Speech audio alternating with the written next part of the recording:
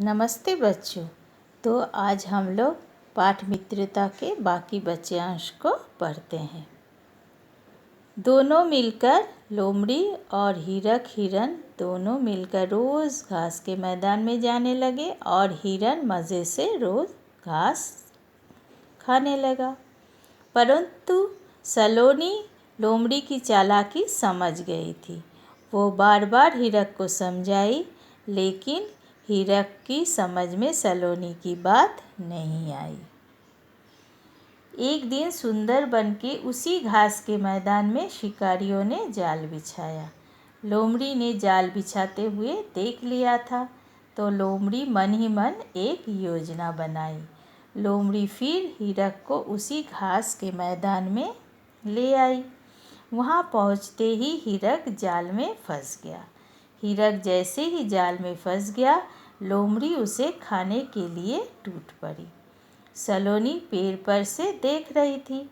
सलोनी तुरंत अन्य कोयलों को बुलाई और सभी मिलकर अपनी चोंच से वार करके लोमड़ी को घायल करके वहाँ से भगा दी।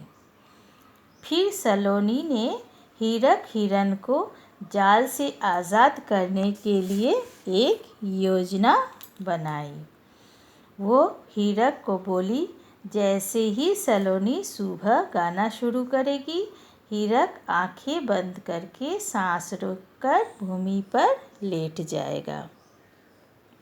शिकारी हिरन को मरा हुआ समझकर जाल उठाएंगे और हीरक भाग जाएगा। सुबह हुई तो जैसे ही सलोनी गाने लगी, हीरक वही किया जो सलोनी बताई थी। फिर शिकारी जाल उठाया और हीरक मुक्त हो गया। उसके बाद हिरन पछतावा करने लगा कि वो लोमड़ी की धूर्तता को, चालाकी को समझा ही नहीं था। सलोनी के मना करने पर भी वो विश्वास किया था लोमड़ी पर। फिर सलोनी से माफ़ी मांगने लगा और बोला कि सलोनी, तुमने सच्चे मित्र की तरह मित्रता निभाई। सलोनी खुश हो गई और मधुर आवाज़ से फिर से कूकने लगी। तो बच्चों, आज ये पाठ यहीं समाप्त होता है। धन्यवाद।